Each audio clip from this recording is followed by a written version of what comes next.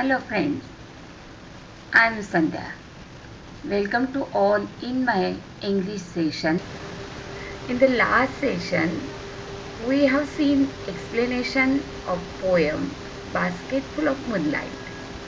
Now we are going to focus on poetic devices and appreciation of the poem.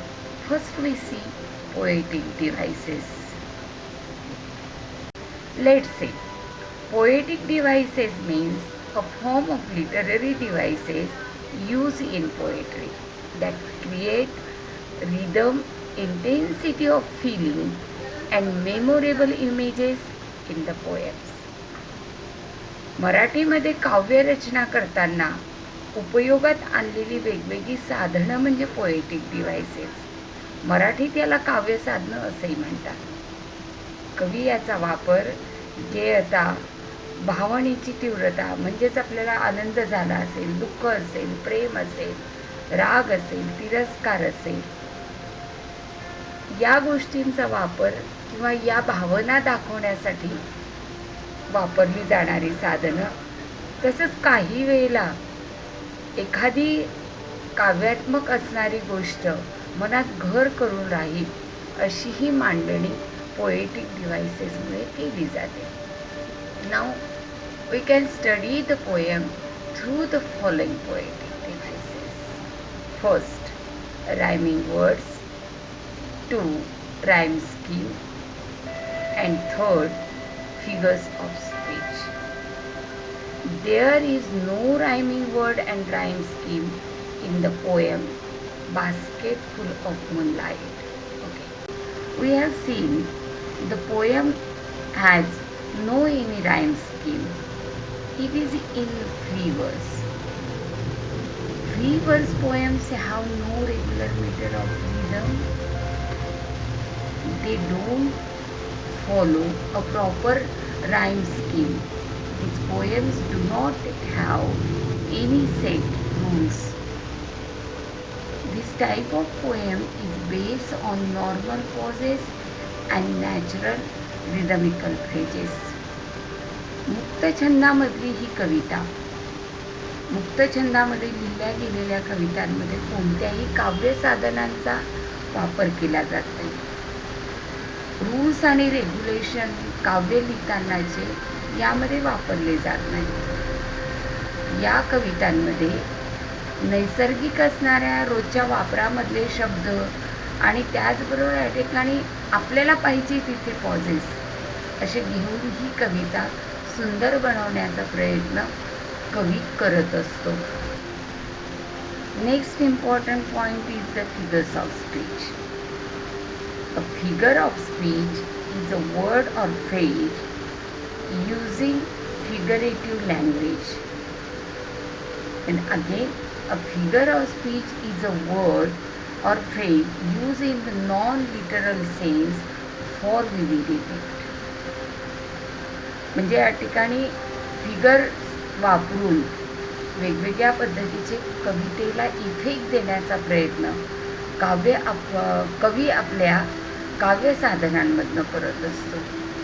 Let's see which figures of speech are used in the poem. Here is repetition, alliteration and apostrophe used in this poem. Let's see first repetition.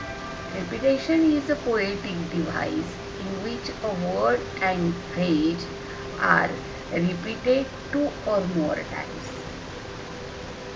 एखाद्या वाक्यामध्ये एक शब्द किंवा एखादा शब्दसमूह परत परत वापरला जात असेल तेव्हा त्याला आपण रिपिटेशन असं म्हणतो. Example for if you think you can do it, you can do it. Here is you can do it, repeat again you can do it. म्हणजे या पद्धतीने एखाद्या वाक्यामध्ये काही शब्द किंवा काही वेळेला शब्दसमूह रिपीट झाला असेल तर त्यावेळेला रिपिटेशन होतं. Next,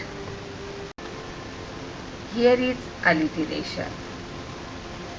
It is a poetic device, figure of speech in which a repetition of a letter or a sound occurs at the beginning of word. अनेक शब्दाची सुरुवात जर सारख्याच अक्षराने किंवा उच्चाराने झाली तर त्याला अलिटेरेशन असं म्हणतात. मराठीमध्ये याला अनुप्रास असंही म्हटलं जातं. अनुप्रास अलंकाराचं उदाहरण देताना एखाद्या अक्षराचं रिपिटेशन त्यामध्ये झालेलं असतं. Example for O moon, give me moonlight, basket full of moonlight. The sound of yum is repeated in this line.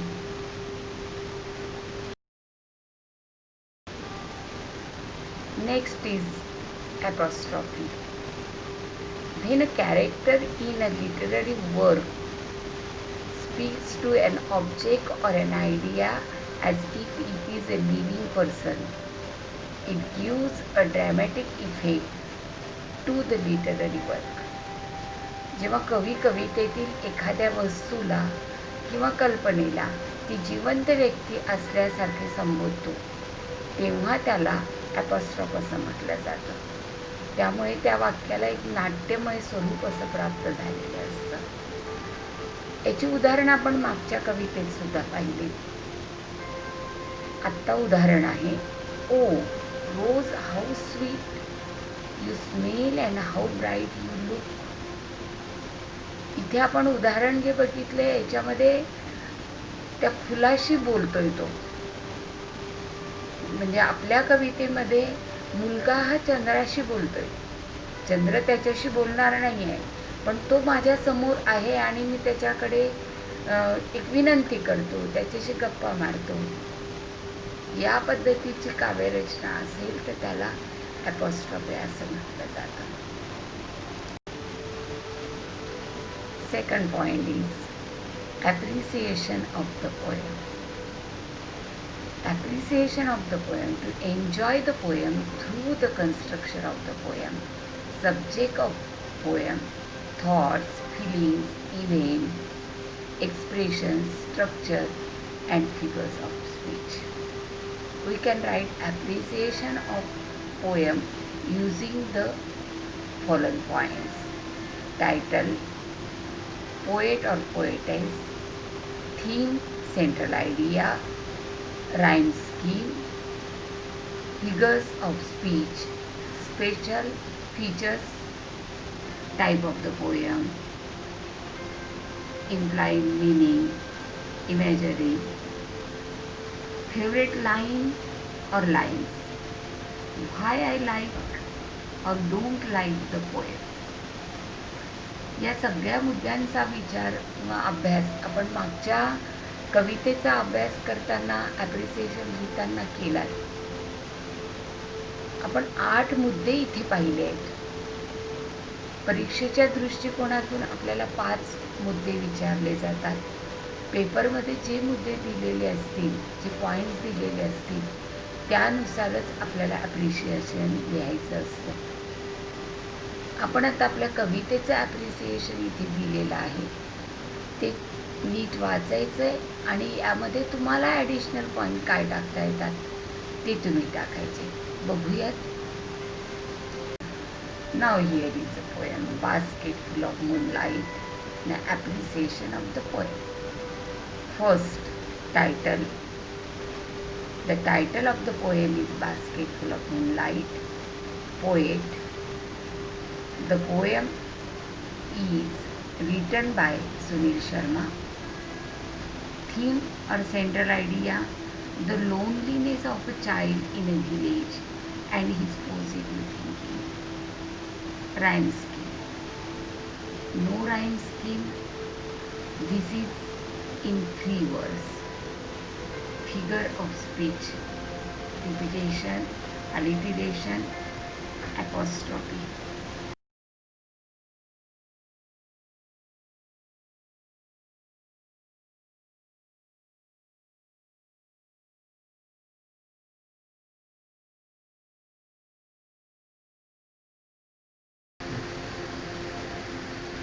In this video, we have seen poetic devices. What is the meaning of 3 words? We repeat here figure of speech, repetition, alliteration, and apostrophe. Now concentrate on the repetition and alliteration. What is difference between them? In repetition, word is repeated, and in alliteration, sound or letter is repeated. Find out the more example from other poems also. Now concentrate on your homework. Write down from the poem the describing words for the following nouns: moon, village, root, tails, morning, basket, and add 10 new words in the list. Now you will complete your workshop. Thank you.